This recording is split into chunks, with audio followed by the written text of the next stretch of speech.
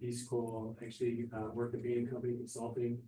And then I actually worked for Clorox doing brand management for Hidden Valley Ranch salad dressing. And then I went off and started a bunch of startup companies, all in the either education or travel space.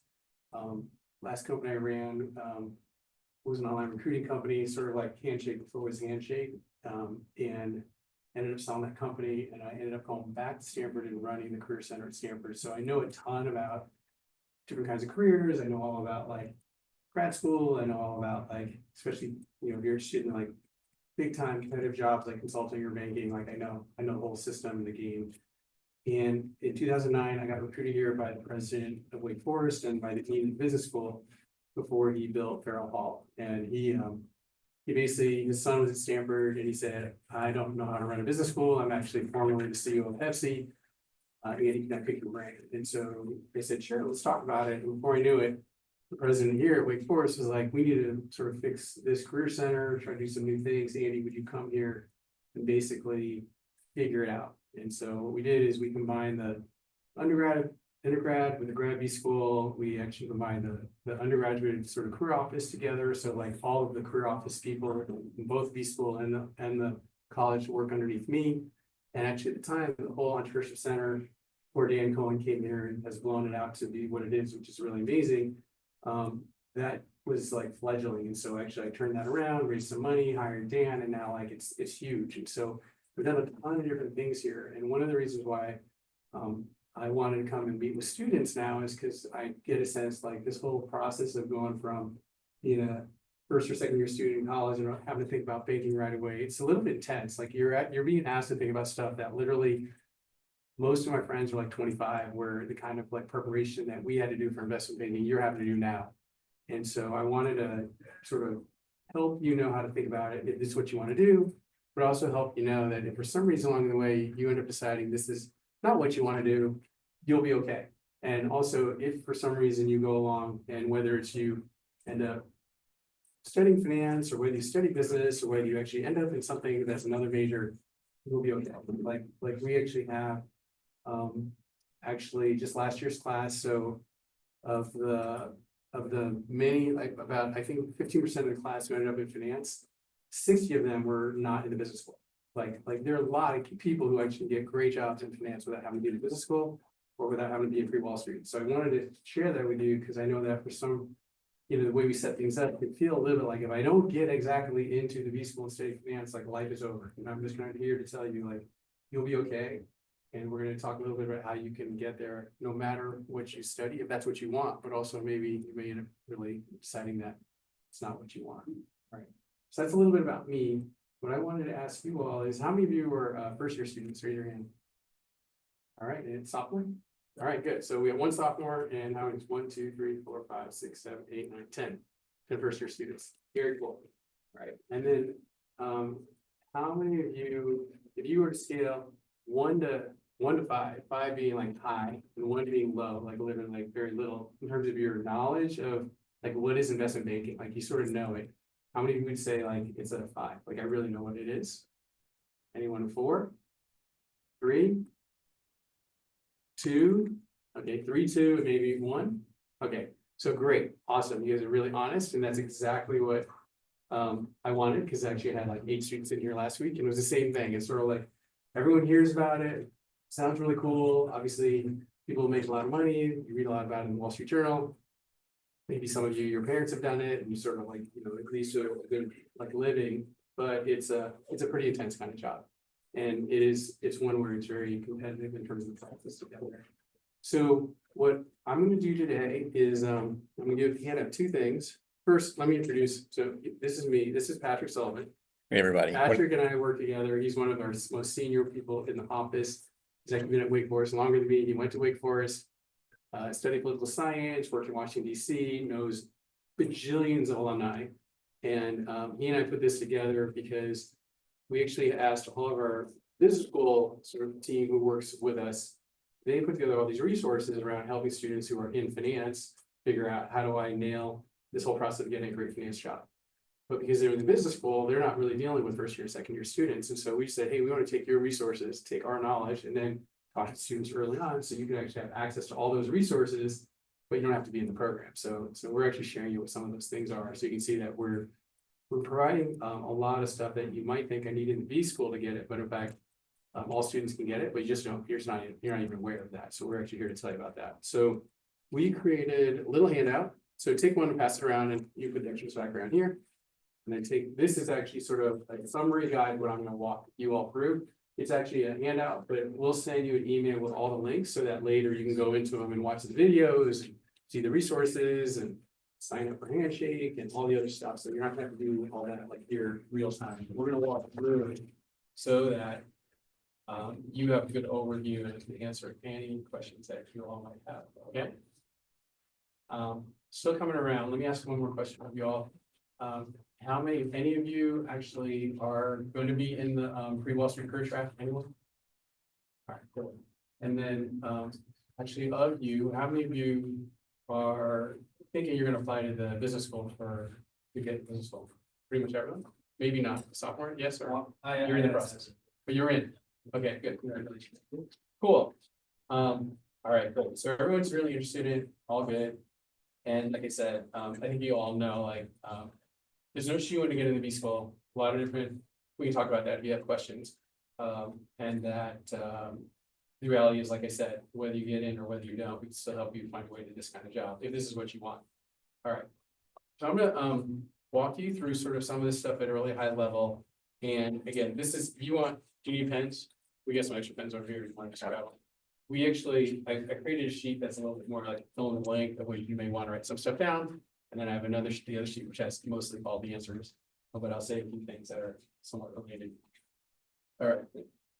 Okay, first thing to talk about here is that what I'm going to do is give you an overview of how to think about banking. We're going to watch a little video to actually expand it just a little bit. And then I'm going to talk a little bit about like the work and the job and the skills and sort of the environment. So you actually can say, okay, this is a competitive environment that I have to decide, like, is it for me? Do I want to get into it? And then we can tell you how you get there. Like, and it's not, you don't have to do that much right now, although if you're a sophomore, you can't be doing right away, but you'll see as we go through this process, the more you do like a long way, the more that you will find this gets easier and easier. And so what's a temptation about this stuff about finding jobs is sort of like, well, until I really need to apply, then I'll actually start working. But the problem is that with all kinds of jobs, but especially these kinds of jobs, the more that you know people and talk to them about your interests and ask them questions, the more that actually you get smarter about what you're actually talking about. And this is a little bit like you're learning a new language. So this is one of those things where learning business and learning especially finance is like learning a new language, of which if you're mostly, you're studying your divisionals, you're just going through school, and then let's say a year from now comes around just like you, and all of a sudden you're like, wait, all these companies are coming and they're interviewing right now. I gotta actually go to interviews. It's hard to learn that language like in a week. Like it's actually a really good thing if you actually are like doing a little bit all the way along, because then it'll get easier and easier, especially if you're not doing some combination of talking to people, listening to people, being in rooms where people are talking about it, reading about it. And then there'll be a few things that I'll show you that if you just like do the work, you'll be like, okay, I know what they're talking about. This is not, it's not that hard if you actually put your mind to it. The hard part is trying to do it all at the last minute. So that's really key about it. Okay, you can tell like that the top line I put here is it's very competitive, and it requires early preparation, and you have to be structured and disciplined about it. Networking, skill building, and then the recruiting process. So we're going to talk through all three of those. The one thing that I will say that is about just the competitive piece. So we get a lot of data from Handshake in our office where we can see like of all the jobs that students apply to, how many jobs actually are available and the relative like discrepancy between the number of people applying and the number of people who get a job. Investment banking is the hardest. Like it is the one where like many apply and not a lot of people actually get it. So it's one where you actually have to have in your head, this is like one of these like competitive games where like not everyone wins, but I have to like put my best effort in to try to become one of the winners. The interesting part is that there are all the jobs that you might find within the system. And then actually when you meet other people, other jobs actually sometimes arise that aren't necessarily posted. So that's the other thing, is that there are actually a lot of opportunities, and a lot of ways you have to think about this as a numbers game, which is they're all the big name companies where I want to put my hat in the ring, but there are gonna be all these other companies where you might actually not even know the name, not even sure like if anyone knows the name. But as you get to know it, you start to realize, wait a second, all the people who run this firm used to work at Goldman Sachs. Like, this sounds really cool. And so what happens is oftentimes you can get into smaller places where you meet the same kinds of people that you met at Goldman Sachs, but they've all left to actually start their own company. So don't, more than anything in recruiting, is don't judge a book by the brand. Like, you can always feel like if I go to the big place, like that'll be the best place. And it's a good place, but there are a lot of other good places too. So just know that there's more out there than you might see on the surface. All right. So first thing we're gonna do is we're gonna talk about sort of banking as a world inside the whole world of financial services. Within financial services, even within the bank, the investment bank, there are different groups within the investment bank. So there are different kinds of jobs. So there's, and we'll talk a little bit about it. We won't go into a lot of detail because a lot of it's actually, you'll learn it as you go. But there's different kinds of jobs within just the investment bank, and then there's other jobs in other divisions in these bank financial services firms that also have really interesting and cool jobs, but they're just not investment banking. So an example would be like a big area that a lot of students at Wake Forest work in is an area called private wealth management or asset management. And it can feel and sound a little bit like, oh, like I'm going to be working with rich people trying to figure out how to help them manage their money. Like, I don't really want to do that, right? That's what you might think that on the surface. But what's happened is that whole world's evolved so much that actually a lot of people who actually have really great interpersonal skills, who actually maybe can see that they like doing analysis, but they don't want to do as much of analysis. That's sort of an interesting area to go into. Also, that job is one where from a lifestyle standpoint, it's not quite as crazy as you might find in investment banking. So you might go, that's actually sounds sort of good, right? There's a whole nother area around the whole asset management side where you could be looking at how to invest money, and you're actually studying like the markets, you're studying the databases to understand like where we should invest money. And a lot of times you hear people saying like, I work like market hours, where like, you know, you might have people who live in the West Coast and they have to wake up at like, be at the office at like 4 a.m, but they get to leave at like 3 in the afternoon or something like that. Like that kind of thing is one where, because they're in a role where they're connected to what's going on in the market, but they don't have, again, that same, you're potentially could be on call at midnight to have to do a presentation. Like, it's just a different kind of thing. In these roles, as you go up, everyone makes a lot of money. Like, I know in some ways it can sound weird. Well, like one person makes $1 million a year, and the next person makes 10 million a year, next person makes like 100 million a year. Like, that's possible, but there are also a lot of money in all those cases. So it doesn't, I want you to put that in perspective. Like, sometimes you can feel like I got to go to the place where it's the hardest job to make the most amount of money because I want to be one of the kingpins in the world to make more money than anyone else ever does. The reality is there's always gonna be someone else who makes more money than you. So you actually have to sort of figure out for your own wiring, like what's the kind of place that fits with me, given how I want to live my life, as opposed to I'm just going to do the hardest thing because it's the hardest thing to do. That's a little bit of what is tricky, because I was like that when I was in school. So I was a swimmer. I was really interested in like competing, and I always wanted to like do the thing that was really hard. But as I actually came to learn more about like how I want to think about life, I want to find this interesting balance between I want to be the best at what I do, I want to get paid well, but I also want to have a life. And so it's like trying to think through like, what does having a life look like for you? You want to think about that too as you go through this process. Let's watch that video that gives a little bit of an overview. Yep. Sorry. And it's a little stilted because it's an AI video, but it gives you at least this structure, because we're talking about like, where does investment banking fit in the structure of all of financial services? And this is on the finance website. We're going to give you a link to it so you can look at a lot more of the resources over here.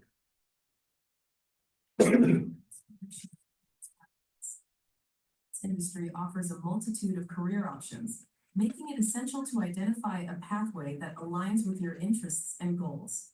Let's dive into the various roles and their focuses. Commercial banking focuses on providing loans and financial services to businesses and individuals. These professionals help manage banking needs, including loans and cash management. Asset management involves managing investments for institutions or individuals. Portfolio managers and research analysts make investment decisions to grow and protect client assets, focusing on mutual funds and other investment vehicles.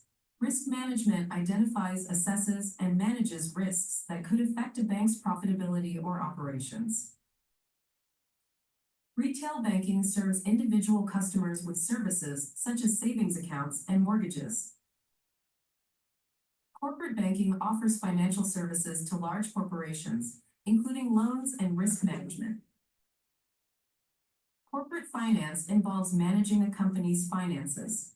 Investment banking analysts provide advisory services and help structure complex financial transactions. Sales and trading facilitates the buying and selling of securities like stocks and bonds. Private equity is a focus on investing in private companies, typically through buyouts, and working to improve their value before selling them for a profit. Private banking manages the wealth of high net worth individuals, providing personalized banking and investment services. Compliance and regulatory banking ensures adherence to laws and regulations. They work to prevent illegal activities and ensure the bank meets all regulatory requirements, safeguarding its operations. Operations roles support the bank's day-to-day operations. Digital banking may include innovating and managing technology like mobile banking apps and online banking platforms. Trade finance helps companies manage the complexities of global trade. Research-focused roles analyze financial markets, companies, and economic trends to provide actionable insights and recommendations to investors and internal stakeholders.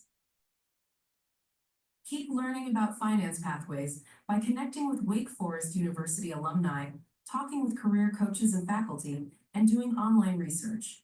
With a wealth of information at your fingertips, you can learn and keep growing your career in finance. Visit the Market Readiness and Employment and Office of Personal and Career Development websites for more information. Great. So before going further, were there any particular terms that you actually heard or you've heard before, but you want to either know a little bit more, or you feel like you're curious about anything at all that you heard?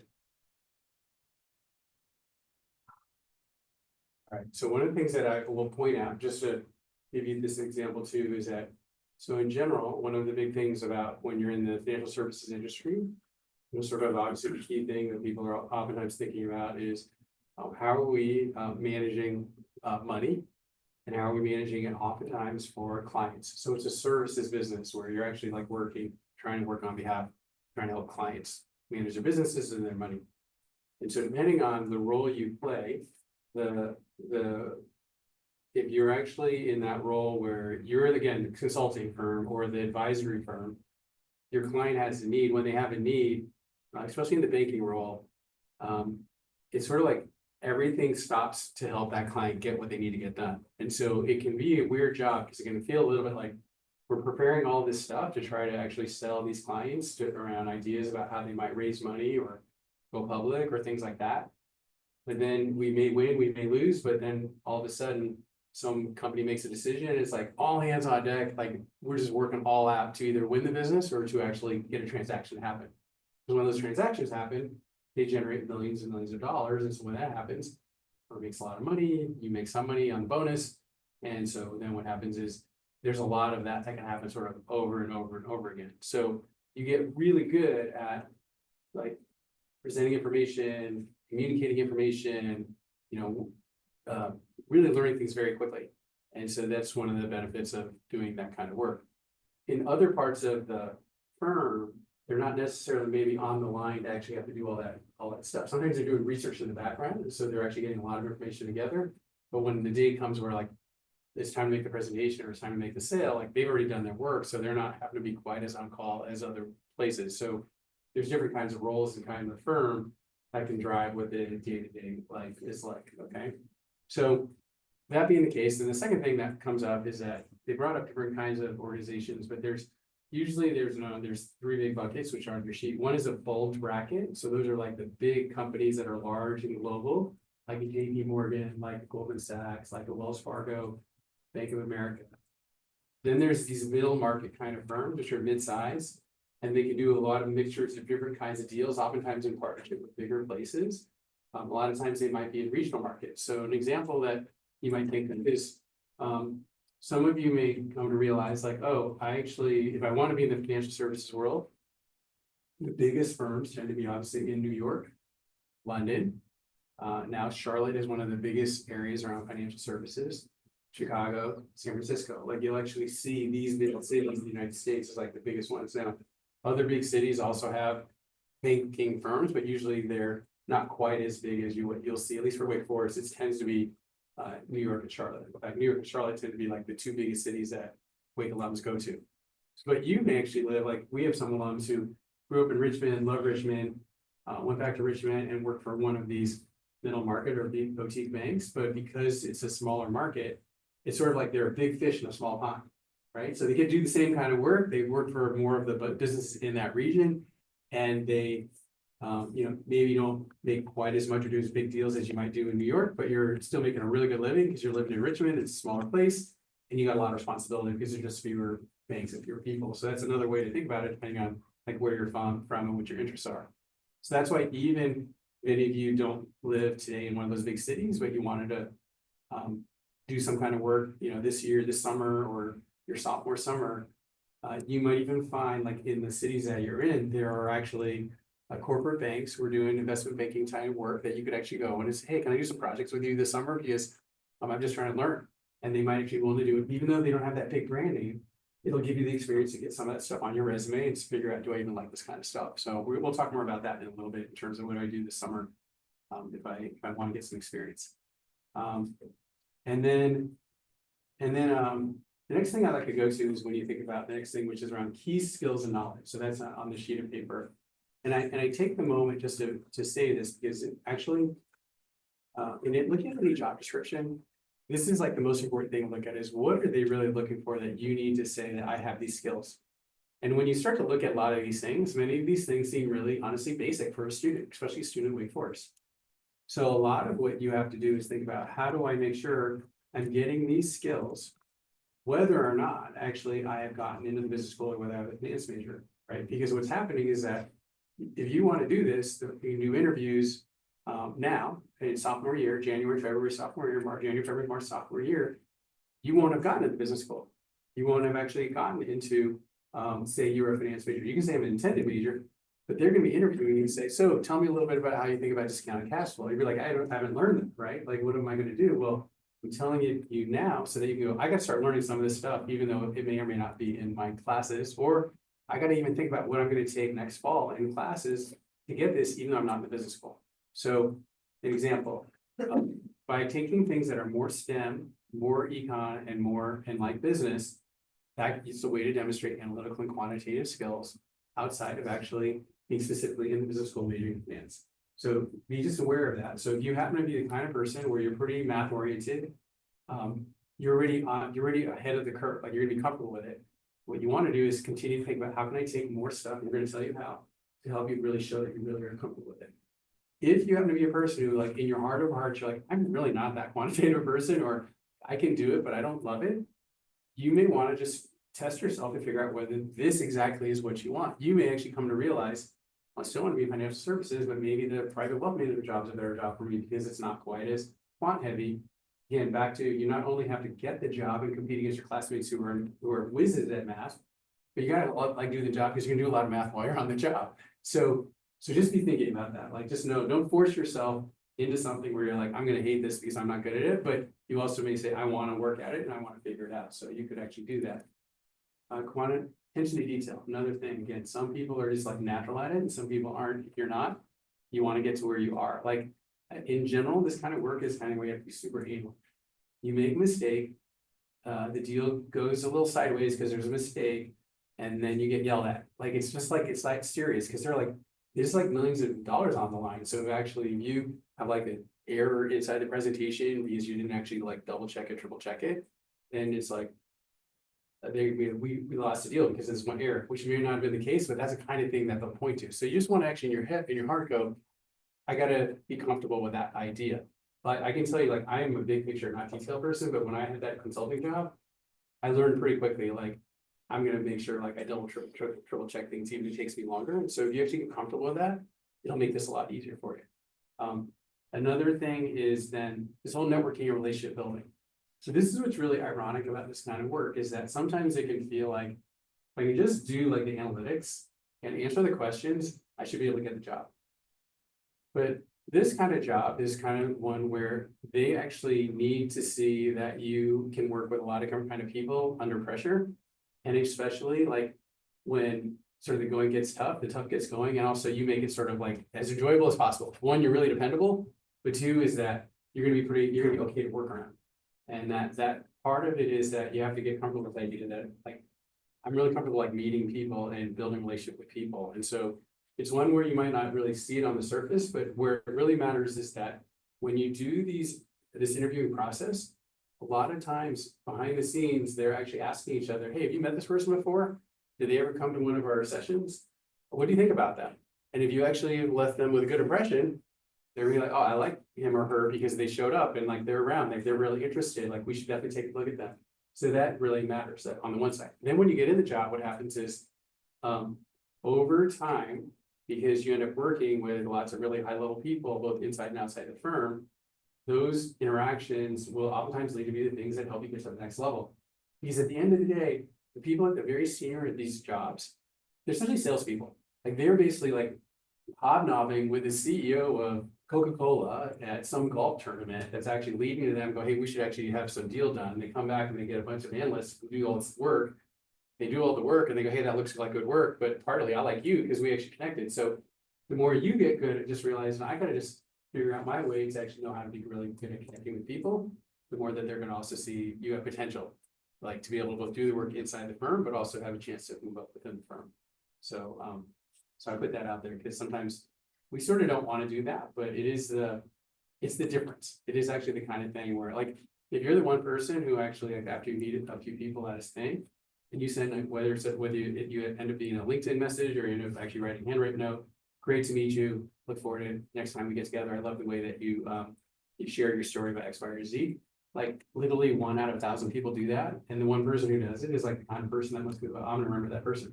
So you can think about it. I'm just putting it on your radar. It's really the ones who do the stuff that actually end up standing out. So I'm telling you, so the secrets, not everyone does it.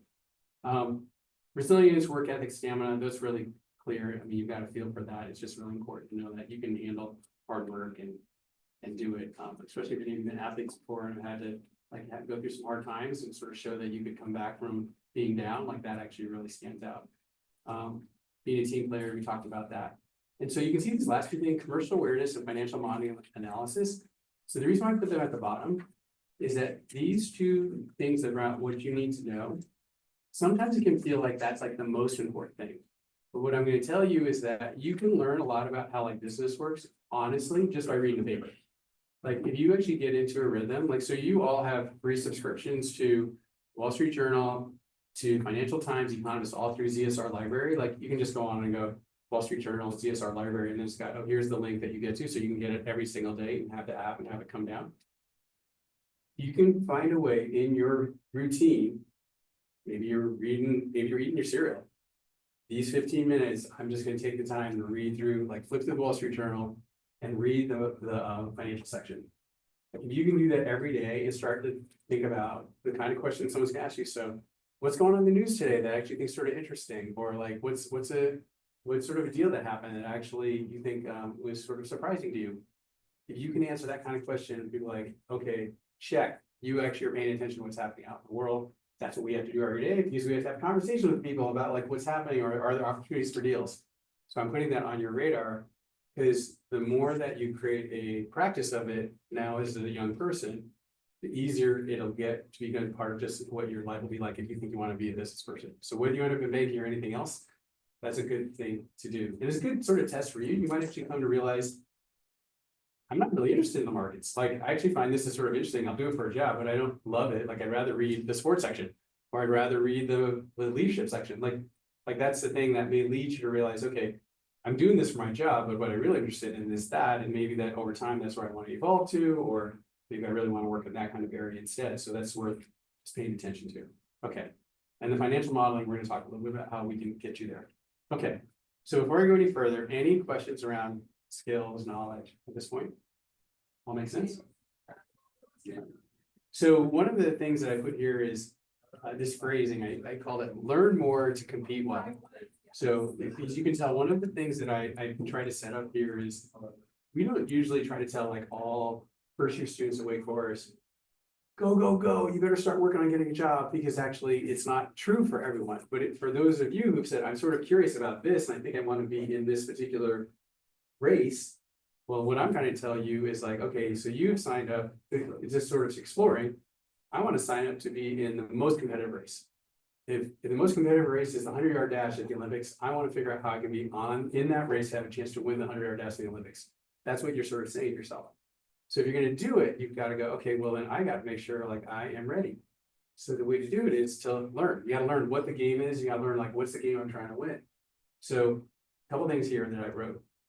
So again, Patrick and I put this together. One is, there's a video we've created every year, like what's going on in the world of finance. And so our business school director of the finance program on our team has this whole program. So you should just watch it. It's probably like an hour. You can do it while you're honestly running around or on a bike or whatever. Like you don't, it can be wherever you want to, but it just gives you a sense for, okay, what is this whole world like? And what are the Wake Forest students hearing over and over again? It's more than what I tell you.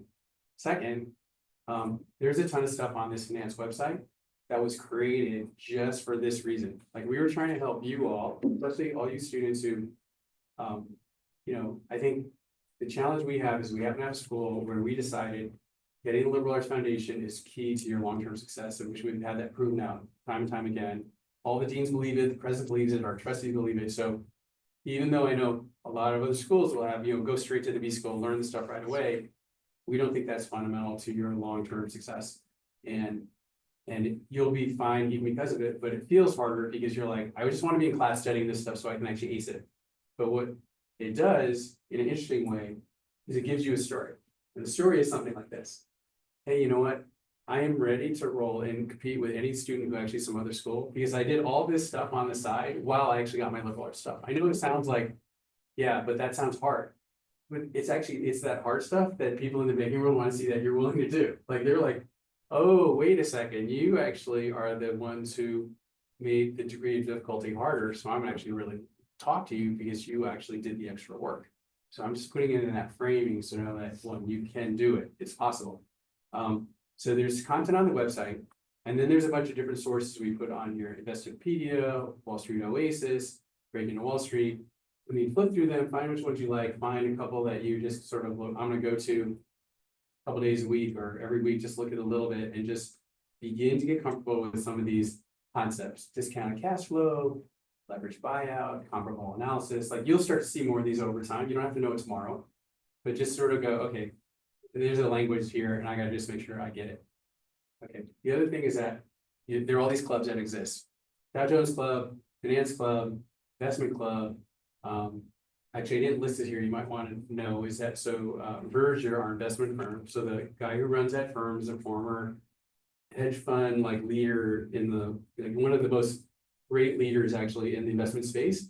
He runs an internship program every year. So go look at Verger Capital and see what their process is for. Sometimes they'll post up on Handshake and you'll see it.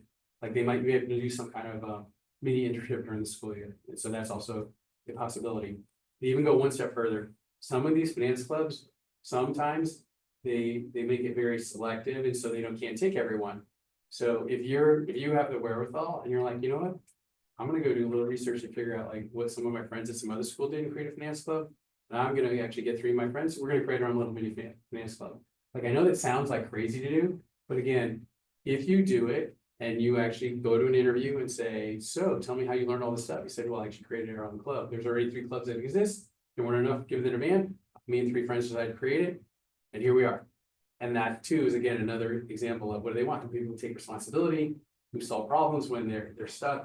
Don't be afraid of that if that becomes something you feel like I want to do. Obviously, the easier way is join one of these clubs, get in there, and you'll start to learn the language really quickly. All right. The next one is around building knowledge and skills. Obviously, some of the courses are in the business school, but there are courses actually in economics in particular, but also even in statistics where you can learn some of these analytical tools and skills without actually having to be in business school right now. So take a look at that. We'll do our own research and we'll keep on trying to add more stuff here that we think here's some good courses to look at. But if you actually hear stuff and you want to let us know, we'd be happy. We'd appreciate whatever you find in that area. We're definitely going to gather more information there. So How many of you actually are on Handshake and have like updated profiles? Some of you? Okay. So here's the deal. Handshake is one of these things where every single recruiter who's actually looking for students is using to communicate. We got stuff going on. Sometimes it's on campus, sometimes it's just Wake Forest, sometimes it's like a bunch of schools. If you put in that you're interested in finance, you're interested in what else? Finance, financial services, analytics, like anything that falls under the bucket that would be sort of in this investment world, you should put as an interest. Because what happens then is between our sending emails only to students who are saying they're interested, and also the system sending you stuff automatically, it happens only if you have that in there. If you don't have it in there, you're not getting anything. We just found out this is really wild. We have this session we're going to talk about called Training the Street, where you can learn actually a lot of these skills. Almost none of the students who actually apply for pre-Wall Street actually are even listed in finances if they're interested in Handshake. So they're not getting like any of this stuff that's saying you should go to visit all these, like we had a private equity firm last week that wanted to recruit Wake Forest students that any of you could have gone in to see, but if you're not in there, you don't even know that exists.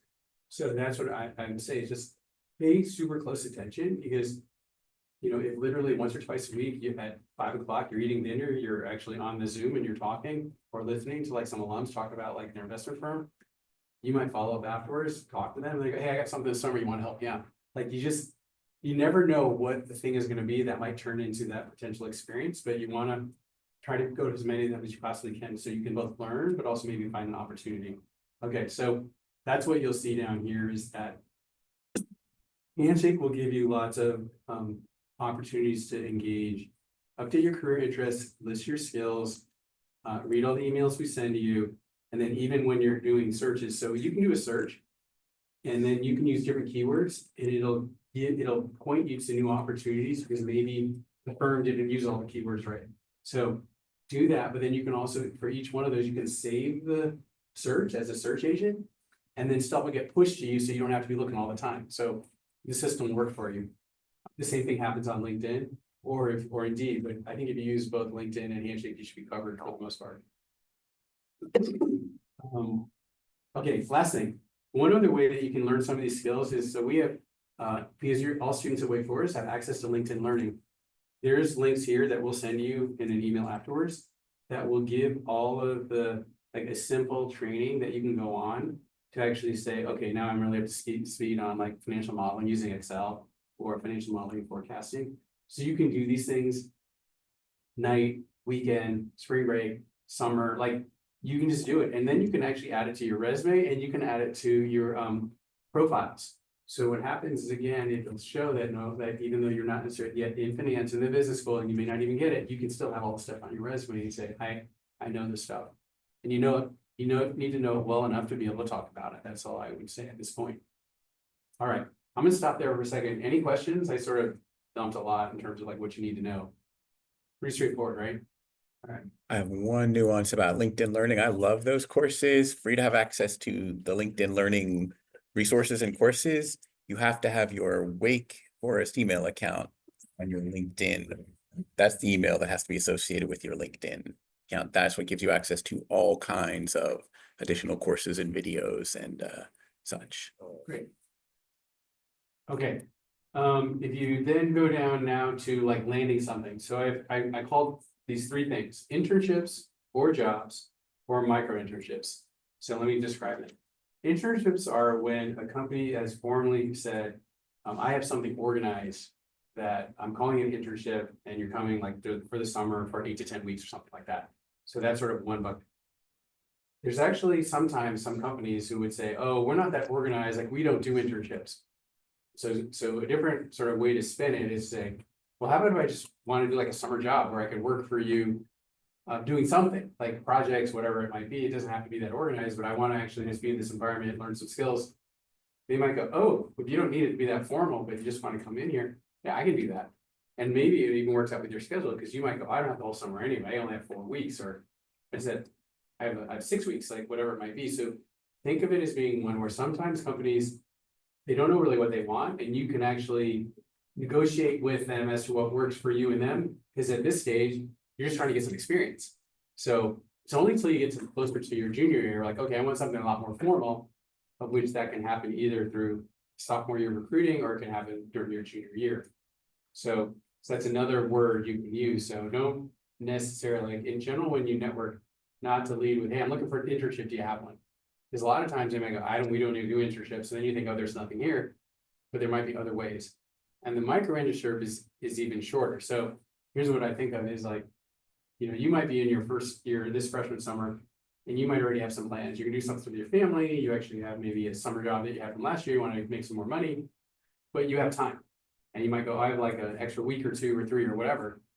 So the way to think about it is a micro internship is how can I do something in somewhere from as short as 2 or 3 days to 2 or 3 weeks. And what I want to do is I just want to work in your environment where I can do some projects to help you out and also learn. And you may be as simple as whether it be your parent, your uncle, family friend, alum of your high school who now is actually graduated maybe 4 years ahead of you, who played soccer on the team before, but now is actually working in a little boutique investment bank. And they like you because you played soccer 4 years behind them at the same high school.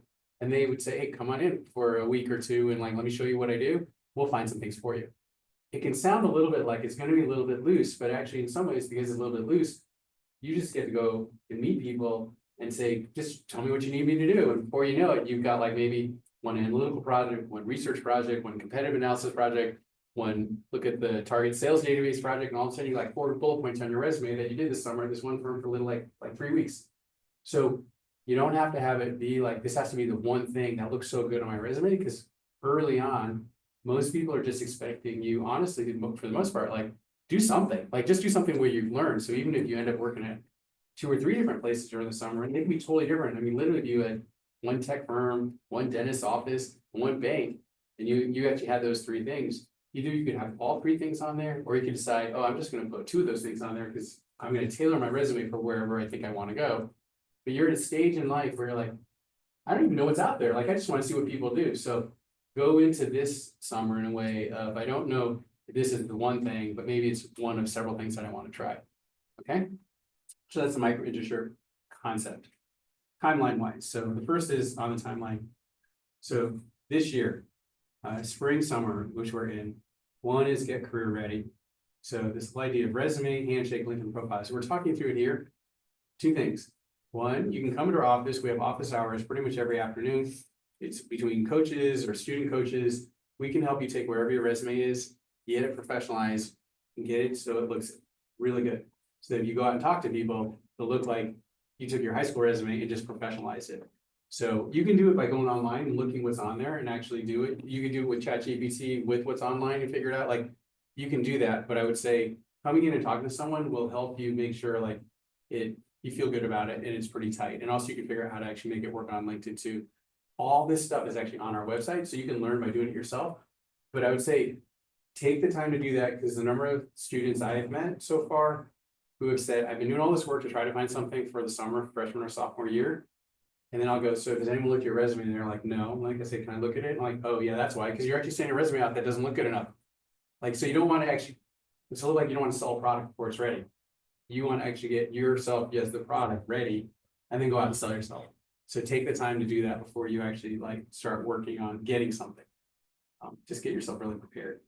And then I mentioned that like you can get some exposure by actually trying to do something this summer, but it doesn't have to be like I have to work at Wells Fargo Bank. It can be actually just something sort of at a smaller place where you're just getting some experience and exposure. All right, let's see, sophomore year. So a bit about this, build a skill so that you sort of know what modeling is. Begin to attend a lot of these sessions to network, and that's another whole thing that if you haven't had experience networking, we have a ton of resources on our site, a lot of videos to help you. But also, if you come and meet with a coach can actually sort of help you make sure that you're ready to roll. Like there's enough on our website where literally you could do it yourself. I think the key things are really use our resources and use, honestly, ChatGPT to take whatever you're saying and go, is this a really good like opening intro to making a networking connection? And it'll give you feedback. You're like, no, it's not professional enough. Or actually, no, you don't want to be asking for a job. Like in general, you're asking people, hey, I saw your background. We have a connection because we both went to Wake Forest. I'm really interested in learning more about you and your career, can we get 20 minutes to have a conversation? It's through the conversation that usually they might be willing to give you more time, but also it's from that you can actually start to figure out, like, do I like it? Do I not like it? Why do they do this? In a lot of ways, questions that they'll eventually ask you in interviews, you can ask these people, because a lot of their answers will be the kind of answers you want to give, like, why do you do investment banking? Or what do you like most about it? Like, they're going to want to know, why do you want to do it? Like, you want to have that kind of information, or like, what do other people say about it? So you don't have to invent it from scratch. But also you're trying to figure out, do I really want to do this? Okay, so sophomore year is really get ready, because those finance firm events will lead to the things that will lead to the interviews that will start in January, February, and March. And so you're really trying to get ready to say, I'm about to put myself into the ring, and I want to be as ready as I possibly can be. So that'll really be when sophomore year is going to get to like really be on it. And then during spring, what will happen is that's when you apply at these major banks. And then at the same time, this is what's tricky about that spring, is that you actually want to do some networking and sort of be thinking about, what can I do this summer too? So that's where where the networking works, is that if you actually this semester start just talking to people, we have a spreadsheet that actually on our website, well, actually I have that here, that you can actually put in your networking contacts and keep track of it. Some of these people you might get a chance to meet like during the summer in person. And through your notes, you might be able to find out, actually, some of these people will say, hey, call me next spring, because actually I think I might have something next spring, or contact me again, because I might have something next summer for you. So sometimes people who you're talking to now could lead to the internship opportunity next summer, even though they can't guarantee it right now, but you're always trying to take, I think, of any contact. You're trying to figure out, like, do I put this contact in that I got to stay really close to them because I love this firm or they're really super helpful and I got a connection, versus maybe, but I'm not sure, versus, oh, that was nice to talk to you, but I'm not going to talk to him again. So then you can actually take your list of eventually probably hundreds of people you talk to and end up with like 10 people here. And then over time, you have to be like, okay, these people I'm going to stay in touch with, because maybe this could turn into a full-time job when I graduate. Could turn into a person who, I'll make it up. You go work at a firm during the summer of your junior year. It's one of those firms that doesn't do a return offer, but you still have all those connections you had that actually liked you enough along the way that they could be the full-time offer later. So you're, in a way, this whole process, you're trying to collect people that could become like potential opportunities down the road. Not sure exactly when. It could be literally 5 years from now, and 10 years from now they want to start a firm with you, but you don't know that right now. But because you're a student, you get this thing that I call a student card, which is, because you're a student, everyone who was a student before totally understands what a hard situation you're in, because they were your student before. And they really respect you because you took the effort to try to figure out how to talk to them. And you're taking the time to ask them, and you're trying to figure out a way to build a relationship of some kind, some way, shape, or form. And if you do that, they'll appreciate that, and you'll get some benefit over time. It may not lead to the job right now, but it could lead to it down the road.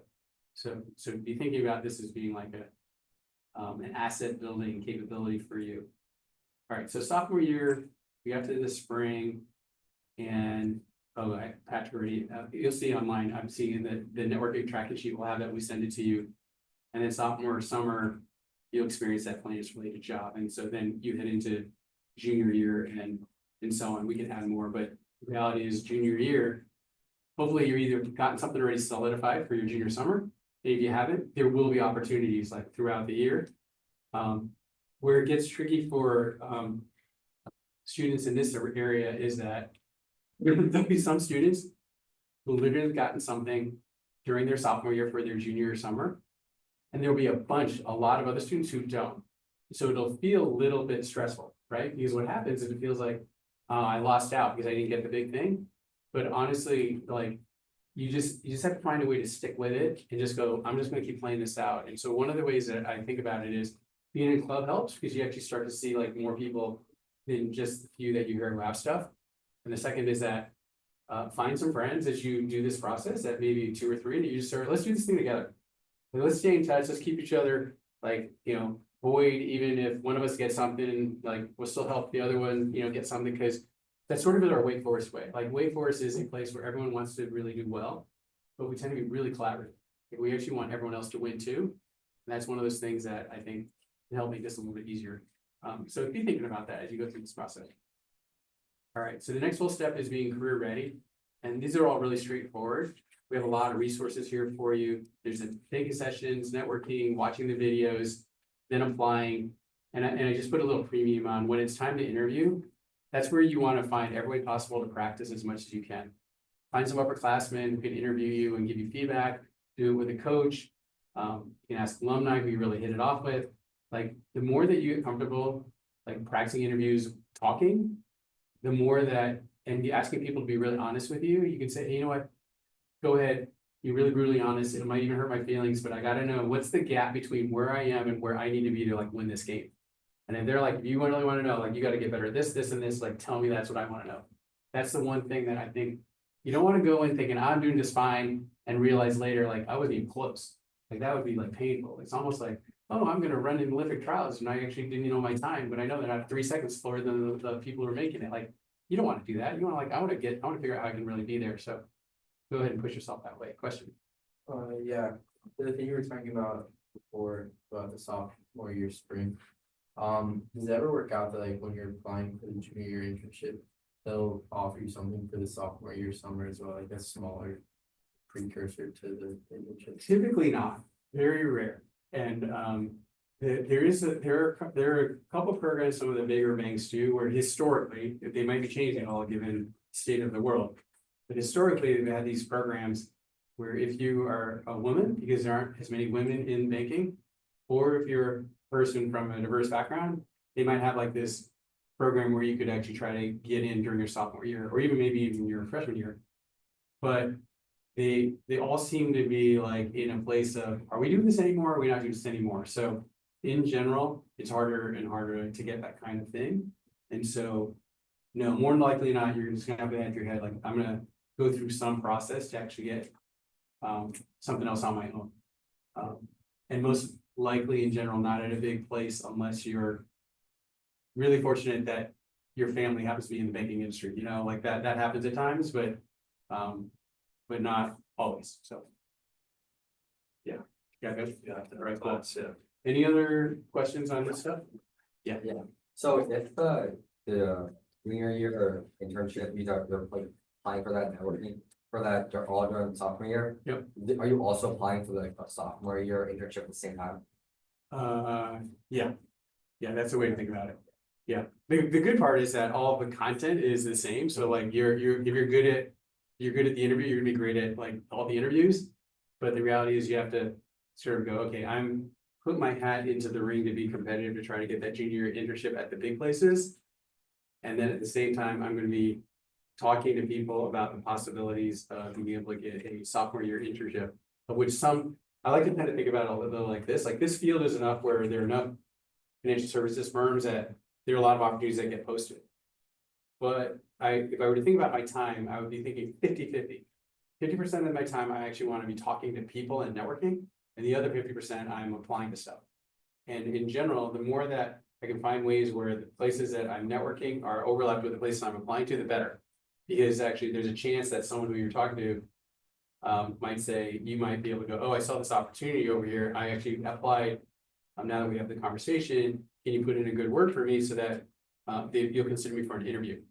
And more often than not, they'll say yes. So that's the ideal, but you can't always plan for that to happen. So that's probably how I think about it. And the reason why I put it in that frame is that in general, it feels a lot easier to apply to stuff online because there's a lot of it. And it's sort of easy, push a button or tailor my resume a little bit, push a button. But because there's so many people are applying, the way that firms now are picking people is usually someone in the firm said, oh, you should talk to them. So it puts a little bit more of a premium on and sort of a little effort on your part to figure out how do I actually work the networking side of the equation. Yeah. So a lot of these sophomore summer internships, like kind of more boutique banks, like if any. I think in general, that's what you're more likely to find is regional and boutique things more often than not. Every once in a while, some of these big banks may have a division with them where things are possible, but they're not. They're more found through connecting through people. So if I were to give like a whole nother strategy, it would be like if you join any of these clubs and you meet a bunch of students who are a year or two ahead of you, like you find any way possible to go, so tell me what you did your junior summer and tell me what you did your sophomore summer. It's a good place to work. Could you introduce me to, like, would you connect me to someone there that I could talk to them? Like, like whatever way possible, like you have to be, I like to use this phrase, like part of what being a student is actually being really good at doing research. And so this is like a little puzzle that you're trying to figure out, like, how do I maneuver my way to get information to find people who actually might be willing to hire me? Well, best example were people who hired other Wake Forest students before. And so one of the databases that we have here in the networking is a thing called Wake on Wall Street. And what we did is that, so we had some alums who a long time ago said, we're going to actually create this database where anyone who actually is involved in like the financial services industry is going to be in this directory, which is actually within LinkedIn. And so if you go to that directory, you're going to have an easier time finding other Wake Forest people who are working at firms. But you want to find almost like this balance, especially in this stage of, I'd almost put it this way, it's like for every one like big company I talk to, because I'm like, the big companies are sort of easier to talk to because they come here, there are a lot of alums, you can find people. So in a lot of ways, I'd almost go, whether it's 50-50 or even 2/3 the small to the big. Talking to as many people who are working at places that are not as well known as the ones who are well known are good for you, because early, the ones that are not as well known aren't gonna have too many people talking to them, so they're more willing to talk to you. And two, they're more likely to be more creative about creating something for you or having you come in for a short period of time than the big bank, because the big bank has to work through HR, they have to go through some process, you don't want to get favoritism, and so before you know it, they're like, we can't do it. So you can spend a lot of time trying to get a big place to go work for your first year or second year, but it may not all come together. So also dividing your time, so you're spending a lot of time on the smaller places, more regional places like near home, that's worth doing. Okay, yeah. So you mentioned that it's like a possibility to look for job shadowings and summer work like this freshman summer now. Yep. Still, like, Yep. Should I be sending like cold emails, or how should I be approaching that? Yeah, think of it, so the idea of a quote unquote cold email is totally fine. Yeah. We on this link that you'll see around networking, like we actually have great examples on our website, like here's the email that you need to write, or literally you can, like I said, type in chat, give me a great email within LinkedIn to talk to an alum who I'm interested in like getting to know and maybe working with summer. And it'll probably give you something that's literally like 2 sentences, really short, and you're able to find them. If for some reason you can't find them on LinkedIn, so the other thing we have is this thing called Wake Network. Wake Network is like run by our Alumni Association. You can go in there, you can find out information about an alum, including their contact information that you might not be able to find in LinkedIn, but also sometimes it'll tell you like what fraternity they were in, or might tell you what major they had. So you actually might have other connections with them that you can't find when you're on LinkedIn because they don't put all that stuff on there. So that's another database that you can actually do. So yeah, and I think again, the main thing is think about starting every conversation. I use this phrase EPA. So E is experience, E is perspective, A is advice. The experience is, I want to learn about your experience. Like, tell me about like what you studied at Wake Forest and sort of how you ended up getting where you were, ending up where you are today, and sort of like to walk me through that and what made the difference in that kind of thing. That's experience. The perspective is, you know, given now I'm in school and I'm actually trying to think about this. What's sort of it's less about what's the advice you give me. That's at the end. It's a little bit more like, you know, how do you think about this particular career path and sort of where the trends are? I happened to read something about your firm doing something in this area, which is really interesting. Like, did you work on it? Like, you're actually trying to do things where you're getting more knowledge. And then the last ends up being like, so if I'm really interested in wanting to like work at a place like yours, especially now given where I'm at, like what advice would you give me? And so you can start to begin to explore this idea, like, would you be open to, like, they may come straight out and go, hey, we have an internship and here's how you get it, and like find all that out, timing, everything. They might go, we don't typically do internships. In fact, we don't even hire people normally. You might go, would you actually consider like some just coming in, I can do some projects, or you know, do you ever have needs that actually you wish you had some just smart, hardworking person around who could help you with? Like, I'd be interested in talking about that if that's possible. And it could be anywhere from as short as a week, but as long as like 8 weeks. But I'm open to like talking about like that. Now they may say, I need to think about it. I don't know right now. And then you might say, well, this has been really great. Really appreciate it. You know, if you ever need to hear anything more about what's going on at Wake Forest, I'd happy to be a conduit to tell you what's happening here. And also, if I can I follow up with you maybe in a month or two, and we can sort of talk about whether or not some of these project ideas could actually be something we could talk more about. You may end up getting nothing, but you may also say, are there any other people who like do what you do, or you think that'd be, given my interests and given our conversation, that you think I would talk to? Would you mind introducing me to them? And so you get another name or another two, and do that over and over again. So that's how I think about it. Okay. Any other questions? I think the other piece that you see on the very bottom here is eventually you're going to want to do this technical interview, and you'll want to use these resources. Like you can't do these technical interviews like blind. Like they are really pretty hard, and you're going to want to like get really comfortable with them. We have different ways to do it. One of the ways is this training the street workshop, and it's a great way to sort of push your foot in pretty deep to actually go, wow, this is what you do all day. You're either gonna go, this is really cool, I really want to do this, or you're gonna go, this is crazy, like I have no interest in this. Like you may actually find that. Now, there are cheaper ways to do that. You don't have to actually do the training the street, but it is one way. If you're like, I'm pretty sure I want to do this, like I would go into this, because it's a great way. This company, Training the Street, like does it at all the major MBA and business schools in the country. And Wells Fargo, we get it, they sponsor it, and you know, you have to pay money to do one of them $50, but it's probably more like $150 a student. So they're like paying $100 a student to supplement it, to have you get a chance to do it. So I just think actually it's a useful thing. I know in some ways you who are first years might go, well, I can just wait till next year. But if you think about it, next year, right at this time, you're probably like right on the edge of having to do the interview. So one way to do it is to sort of just get in there, try it, see what this is it, and go, you might go, okay, you get a sense for like how much you really need to learn, so that you have the time between now and next year to really nail it. So I sort of push that a little bit hard. But these immediate next steps are stuff you can and should do right now. They're really straightforward. It's not that much, but I just get on it. Back to like from the very beginning, you can tell I use the word immediate, I use the word like discipline, like structure, like if you can put some kind of plan in place for you, almost like if you each were like, I think about the idea of running a marathon when I've never run a marathon before. It's like, I want to sort of go, when's the day of my marathon? What am I going to do so that the week before I've run a marathon, and the week before I've actually run 22 miles, sort of like going back all the way to today. I sort of think about like this is like, if a year from now, let's say on December 31st, I'm like ready to go and do any interview with anyone at any time and like be one of the best at it in the world. What do I need to do starting now to actually begin the process so that by that time I can do that? If you actually create your own little schedule and map like that and just sort of knock it out one day at a time, you'll get there. You'll get there. And I know it sounds like, I wish I could just go to class and do it, but think about it this way.